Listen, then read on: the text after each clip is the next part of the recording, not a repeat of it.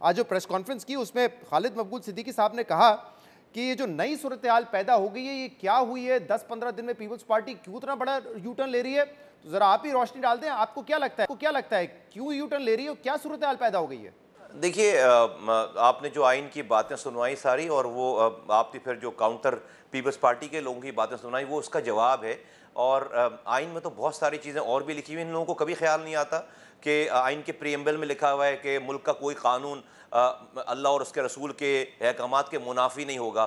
तो वो प्रीएम्बल में लिखा हुआ है, पहले पेज पे तीसरी लाइन में लिखी हुई है वाली बात। लेकिन मुल्क में सूदी निज़ाम के ख़िलाफ़ जो है शरीयत कोर्ट के ऑर्डर के बाद भी लोग जो है वो जाकर अदालतों में जाकर वो करते हैं, उसमें तो कभी भी परेशानी नहीं हुई। आर्टिकल 140 ये कहता है कि इख्तियारात वसाइल potential financial administrative and political power जो है वो डेलीगेट होगी जो है ग्रास रूट लेवल पे।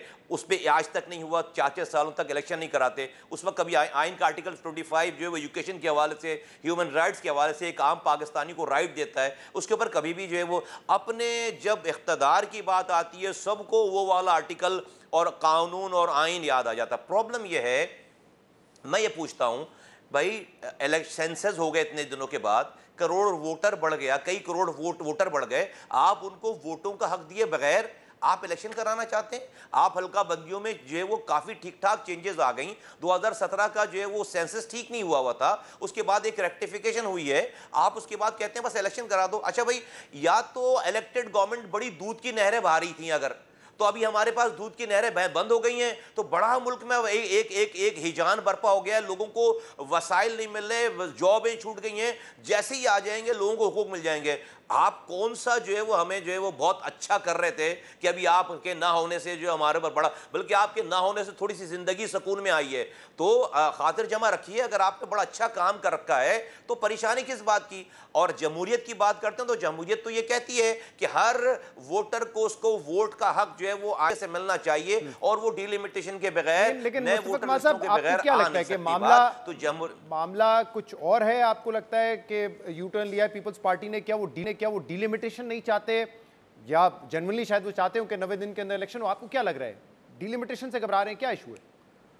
देखिए, दो बातें, देखिए नहीं, हमें हमें हमें हमें बिल्कुल क्लियरली नज़र आ रही दो बातें। एक तो इन्होंने 2017 में जो डीलिमिटेशन 2022 में की है, इनकी अपनी हुकूमत के होते हुए इन्होंने ऐसी 73-72 किया है सारा गजरला कि एक इंसान, आम इंसान परेशान हो जाते हैं। इन्होंने एथनिक की बेसिस पे, ज़ुबान की बुनियादों पर इन्होंने तहस नहस किया है। इन्होंने मीरपुर खास की सीट को ख़राब किया है, इन्होंने शहर सक्कर की सीट को ख़राब किया है, इन्होंने नवाब शाह शहर की सीट को ख़राब किया है, इन्होंने हैदराबाद की एक सीट को ख़राब किया और कराची में 4 नेशनल असेंबली की सीट को इन्होंने जो है बिल्कुल खराब करके, यानी कि बिल्कुल आपको जिगजैग बना दिए, खिचड़ी बना दी सारी। वो सारा कुछ इन्होंने बैठकर, टेबल पर बैठकर इनके और इनके डीसीज ने, इनके सेक्रेटरीज ने, सरकारी अफसरान ने, इनके कहने पर होगी जिसको एतराज होगा। अगर डिलिमिटेशन ऐसे होगी तो फिर आपको एतराज होगा, वो तो फिर कर लेंगे इस बुनियाद पर। नहीं, दो बातें। आज इनकी हुकूमत नहीं है, आज केयर टेकर गवर्नमेंट है और इनका वो इन्फ्लुएंस नहीं है। ये एक हमारे लिए थोड़ी सी इत्मीनान की बात है कि कम से कम ये वो वाला इन्फ्लुएंस इस्तेमाल नहीं कर सकेंगे। केयर टेकर गवर्नमेंट जो है वो डेफिनेटली अगर कोई बेईमानी करती भी है तो इतनी बेईमानी नहीं करेगी जितनी ये कर सकते हैं और इनके अंदर कैपेबिलिटी। दूसरी परेशानी क्या है? दूसरी परेशानी ये है कि ये जो तमाम लूट मार का बाजार जो गर्म था, अपने लोगों को ये कह रखा था कि भाई हम 90 दिनों में आ रहे हैं, देखो वफादारी चेंज नहीं करना। जैसे जैसे लोगों को टाइम मिलेगा, जैसे जैसे लोगों के ऊपर गिरफ्त आएगी, जैसे जैसे ये जो सिस्टम चल रहा है सारा ये बंद होगा, इसके ऊपर हाथ पड़ेगा, लोग अपनी लॉयल्टीज चेंज करेंगे। इनको ये डर है बेसिकली कि इनका पूरा जो बना बनाया पूरा एक विशेष साइकिल है 15 सालों में, वो नेक्सेस। लेकिन मुस्तफा कमाल साहब, बेशक जो इलेक्टेड हुकूमत थी वो दूध की नहरें नहीं बह रही थी उनके दौर में, लेकिन बाकायदा 90 दिन के अंदर इलेक्शन का तो आईनी तकाजा है ना, इससे तो कोई इनकार नहीं कर सकता। और जो डिलिमिटेशन वाली बात है वो उस सूरत में जरूरी है जब सूबों की सीटें भरनी हो। आइन में तो ये लिखा है कि नेशनल असेंबली की सीटें एलोकेट करनी हो, वो वाला मामला है। अब वो तो इसमें तब्दील होनी नहीं है, तो आइन तो ये कहता है ना कि 90 दिन के अंदर इंतखाबात हो। तो पंजाब में करा देना था, फिर खैबर पख्तूनख्वा में करा देना था, फिर क्यों नहीं कराया? अपना मीठा मीठा हप हप, कड़वा कड़वा थू थू। हम तो यहाँ पर ये भी नहीं कह रहे कि हमारी गवर्नमेंट बन जाएगी, ये और मसाइल हो जाएंगे, तो भाई पंजाब में करा देना था ना। फिर और खैबर पख्तूनख्वा में करा देना था 90 दिनों में इलेक्शन। हम जो बात कर रहे हैं, देखिए आज कौमी असेंबली से ये इत्तफाक राय के साथ ये कानून पास हो चुका है कि इलेक्शन कमीशन के पास इख्तियारात है कि वो नए इलेक्शंस की डेट दे।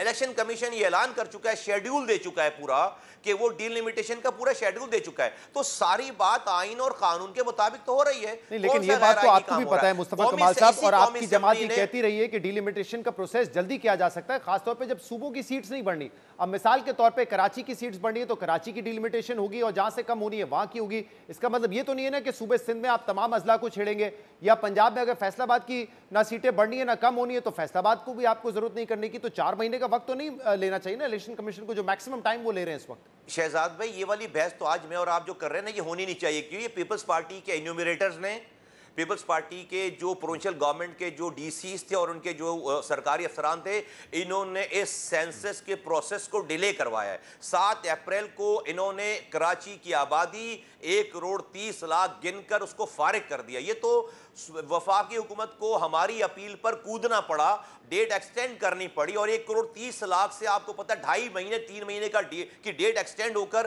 पोस्ट एन्यूमरेशन सर्वे जब हुआ है तो 1,30,00,000 से 2,03,00,000 पे, यानी कि 73 लाख आबादी बढ़ी है इनकी डेट कंप्लीट करने के बाद। अगर इनके इन्यूमरेटर्स और इनके सरकारी अफसरान वो डिले नहीं करते तो अभी हम जो है वो अक्टूबर नवंबर में इलेक्शन में जा रहे होते। तो देर हमने नहीं की है, इनकी जेरीमेंडरिंग की वजह से ये देर, ये डिलेज हुई।